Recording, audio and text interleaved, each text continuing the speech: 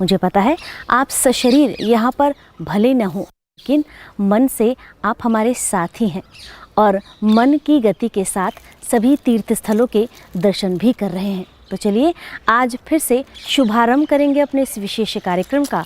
और जी हाँ, मैं मौलिका शर्मा शुभारंभ करूंगी इस धर्म क्षेत्र कुरुक्षेत्र की नगरी से।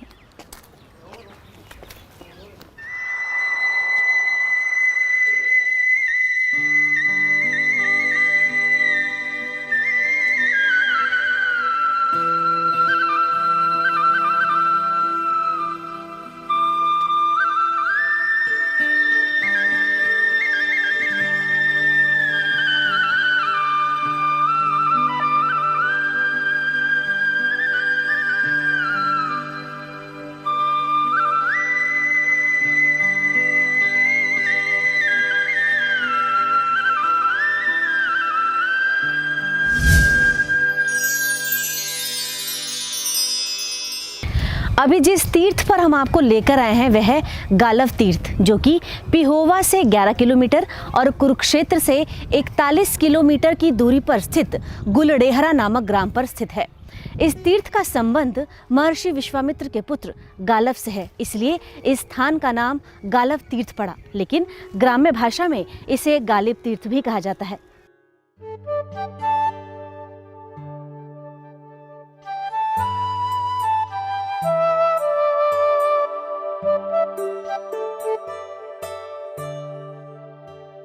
महाभारत में वर्णित कथा के अनुसार महर्षि गालव ने अपने पिता महर्षि विश्वामित्र से ही शिक्षा ग्रहण की। यही वो पवित्र तीर्थ है जहां महर्षि गालव शिक्षारत थे। यही हम देखते आए हैं। यहाँ पर पुराना एक शिवालय होता था जो खंडर हो गया था, उसके बाद हमने ये मंदिर नए बनवाए गांव ने सभी ने मिलजुल कर, और आज तक इसकी यही मान्यता है। पुराणों के अंदर, ग्रंथों के अंदर भी यही विश्वामित्र के जो पुत्र थे गालव ऋषि, यही उनकी नगरी है।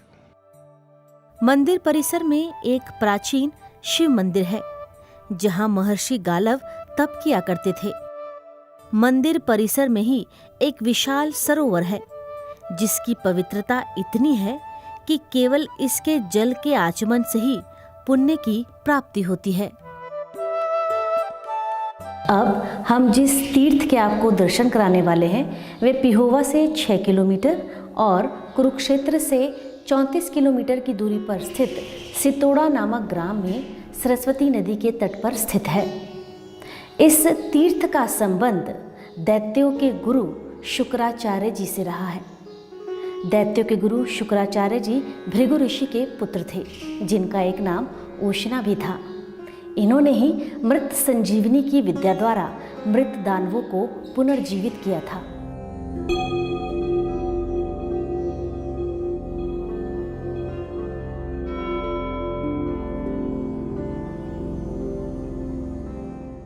मनुष्यों के सभी मनोरथों को पूर्ण करने वाला विख्यात शुक्र नामक तीर्थ है, जो मनुष्य के द्वारा किए गए सभी पापों को दूर करता है एवं सभी रोगों को नष्ट करता है।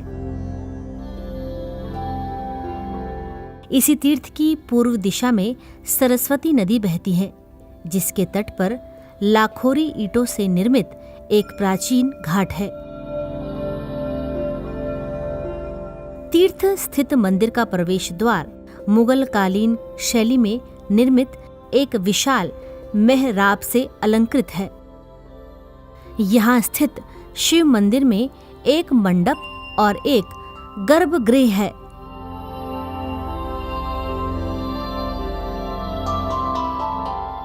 अब जिस तीर्थ स्थल के हम आपको दर्शन कराएंगे वह है सप्त सारस्वत तीर्थ स्थल, जो कि पिहोवा से 12 किलोमीटर और कुरुक्षेत्र से 42 किलोमीटर की दूरी पर स्थित मांगना गांव में उत्तरी दिशा में सरस्वती नदी के दक्षिण पश्चिम में स्थित है। सप्त सारस्वत से अभिप्राय है 7 सरस्वतियों का संगम। यहाँ पर सरस्वती की 7 धाराएं एक होकर बहती हैं, इसलिए इसे सप्त सारस्वत तीर्थ स्थल कहा जाता है, जिसका त्रिलोक में दुर्लभ स्थान है।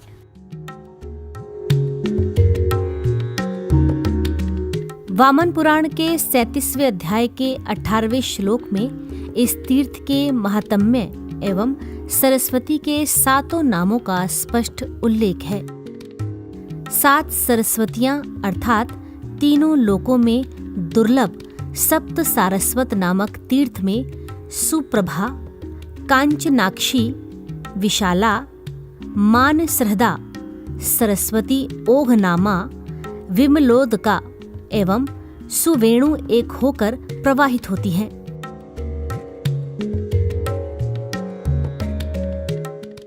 महाभारत के शल्य पर्व में भी इन 7 सरस्वतियों का उल्लेख मिलता है। तीर्थ परिसर में एक कुआं है जिसे गंगा कूप कहा जाता है। जनश्रुति के अनुसार बैसाखी के पवित्र दिन इस कुएं में गंगा प्रकट होती है और जिससे इनके पानी का रंग दूधिया हो जाता है। इस दिन कुएं के जल से किया गया स्नान गंगा स्नान के बराबर माना जाता है। तीर्थ स्थित मंदिर में एक विशाल शिवलिंग प्रतिष्ठित है। आज जिस तीर्थ के हम आपको दर्शन कराने वाले हैं, कहते हैं इस तीर्थ के मात्र दर्शनों से ही मनुष्य को राजसू या अश्वमेघ यज्ञ का फल प्राप्त होता है। ये तीर्थ पिहोवा से 12 किलोमीटर और कुरुक्षेत्र से 42 किलोमीटर की दूरी पर स्थित थाना ग्राम पर स्थित 115 एकड़ भूमि में विस्तृत है।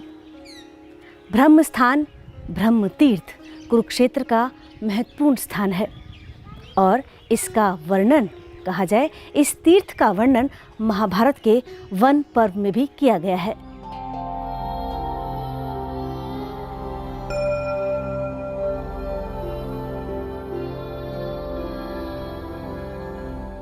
ब्रह्मस्थान नामक इस तीर्थ का स्पष्ट नामोल्लेख एवं महत्व महाभारत के वन पर्व के 84वें अध्याय में वर्णित है कि मनुष्य को सर्वश्रेष्ठ तीर्थ ब्रह्मस्थान को जाना चाहिए। वहां जाने पर मनुष्य राजसू एवं अश्वमेध यज्ञों का फल प्राप्त करता है। इसी तीर्थ के महत्व को पुष्ट करता वन पर्व के 85वें अध्याय में भी एक श्लोक के माध्यम से कहा गया है कि ब्रह्मस्थान नामक तीर्थ में 3 रात्रि निवास करने वाला मनुष्य सहस्र गौओं के दान का फल प्राप्त करता है तथा स्वर्ग को जाता है। इस तीर्थ के पूर्वी तट पर बल्लीवट नामक महान वृक्ष का उल्लेख नरसिंह पुराण में मिलता है।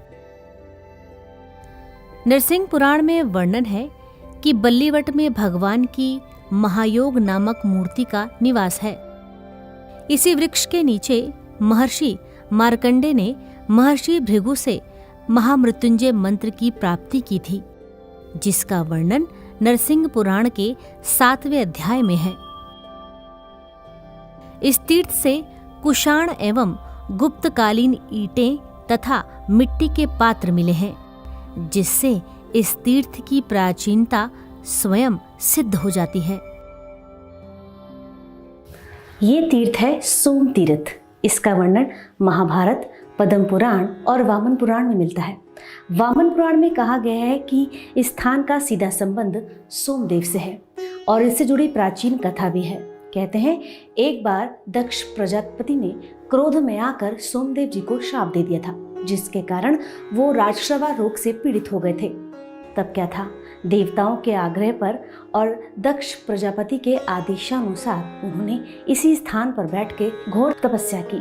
उन्होंने पाया कि वो बिल्कुल रोग मुक्त हो चुके हैं, स्वस्थ हो गए हैं। तब से जो भी मनुष्य इस स्थान पर आकर पूजा अर्चना करता है वो अपने सभी पापों से मुक्ति पाता है और साथ ही साथ सोमदेव अपनी कृपा सदैव भक्तों पर बनाए रखते हैं।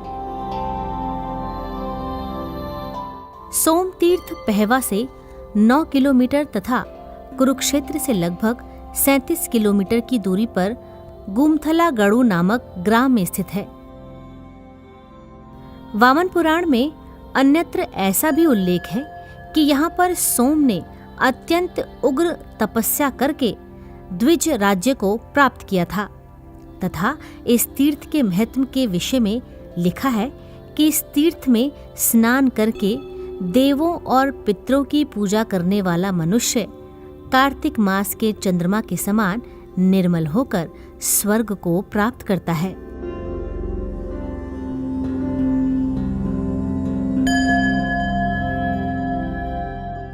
तीर्थ स्थित मंदिर के गर्भगृह में शिवलिंग प्रतिष्ठित है। गर्भगृह की पश्चिमी भित्ति पर गंधमादन पर्वत को उठाते हुए हनुमान का चित्र उत्कीर्ण है। शिवलिंग के पास ही नंदी व गणेश की संगमरमर की आधुनिक प्रतिमाएं हैं। तीर्थ परिसर से ही प्रतिहार कालीन 9वीं-10वीं शती ईस्वी के मंदिर के भग्न स्तंभ तथा इसी काल की मूर्तियों के मिलने से इस तीर्थ की प्राचीनता स्वयं सिद्ध हो जाती है। ये तीर्थ पिहोवा से 5 किलोमीटर और कुरुक्षेत्र से 33 किलोमीटर की दूरी पर स्थित अरणेचा नामक ग्राम पर स्थित है और इसका संबंध महर्षि जमदग्नि की धर्मपत्नी एवं परशुराम की माता रेणुका से है। इस तीर्थ को रेणुका तीर्थ कहते हैं, जिसका महत्व बहुत अधिक है। महाभारत और अन्य साहित्यों में भी इसका जिक्र किया गया है। महाभारत के वन पर्व में तो यहाँ तक कहा गया है कि रेणुका तीर्थ उत्तम तीर्थ का सेवन करना चाहिए, जिससे मनुष्य स्नान कर अपने पितरों का ध्यान करके देवताओं की पूजा अर्चना करके अग्निष्टोम यज्ञ का फल प्राप्त कर सकता है।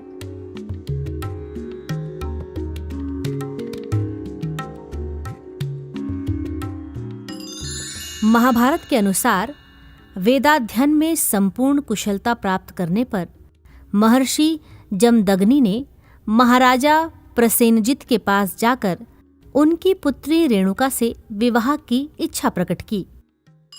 राजा प्रसेनजित ने प्रसन्नता सहित रेणुका महर्षि को सौंप दी। रेणुका ने 5 पुत्रों को रूम्णवान, सुषेण, वसु, विश्वावसु एवं परशुराम को जन्म दिया। महाभारत में इस तीर्थ को विष्णु पद कहा गया है। कहते हैं यहाँ पर स्नान करने से पुण्य की प्राप्ति होती है और यदि आप यहाँ पर भगवान विष्णु के वामन स्वरूप की पूजा अर्चना करते हैं तो उसका फल और अधिक मिलता है। लोक मान्यताओं के अनुसार यहाँ पर भीम के पुत्र घटोत्कच का जन्म भी हुआ था। इसी वजह से इस जगह को घड़ारसी कहा गया। महाभारत काल से जुड़े होने के कारण इस तीर्थ का महत्व और अधिक बढ़ जाता है।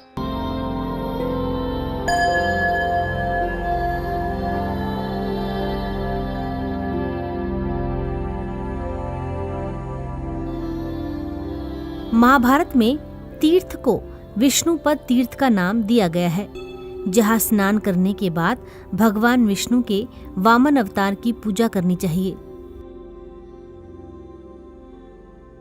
कुरुक्षेत्र की भूमि का वामन से विशेष संबंध है।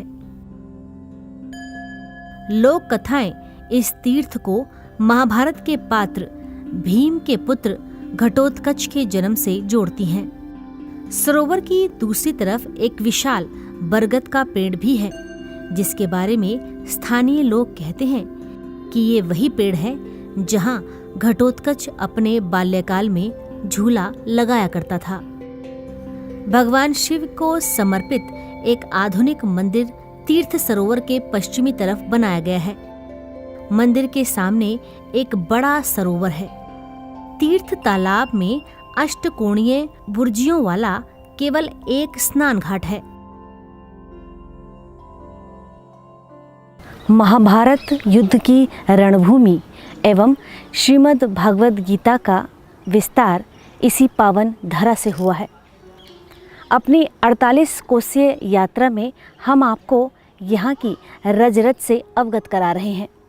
कहते हैं भगवान श्री कृष्ण ने यहीं पर मोहग्रस्त अर्जुन को गीता का उपदेश भी दिया था। अपनी 48 कोसीय सांस्कृतिक यात्रा में आज के इस कार्यक्रम में आप हमें दें इजाज़त। हम फिर हाजिर होंगे कुछ और नई जानकारियों के साथ।